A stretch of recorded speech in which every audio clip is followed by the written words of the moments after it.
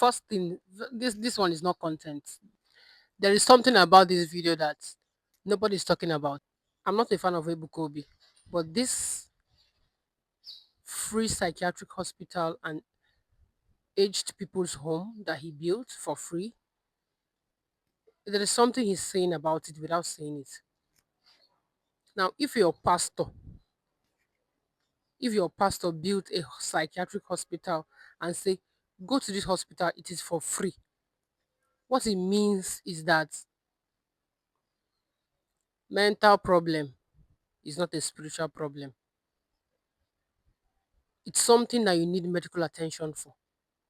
And it's normal for us in Nigeria to believe that once someone is behaving somehow, behaving in a way that is not normal, that somebody, we can say that somebody is psychotic or that somebody has schizophrenia.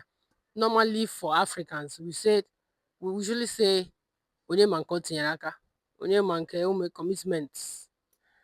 But it's not a spiritual problem. Most people will live like that. It's a medical attention, and for your pastor to build a hospital and say it is free of charge, it means that he's telling you that if you have a mental problem, go to the hospital. That's what he said. Psychosis is just like every other conditions that has no cure for now. It's just like hypertension, it's just like diabetes, but it can be properly managed. It's something that can be properly managed. I understand in our place, if you have like 500,000 hospitals in the southeast, you will only have 10 psychiatric hospitals, and that is why a lot of people don't know that it is a medical condition. So if your pastor is doing this, then he's telling you that you should not come to the church to pray for a miracle. He's telling you that you should go to the hospital to seek permission, to seek attention. And I just want to say something. If you are in the hospital and you're taking medication for this particular condition, so what you're going to do is that you're going to manage it with medications. And let me bust your brain. A lot of your professionals are on medication, but you will never know.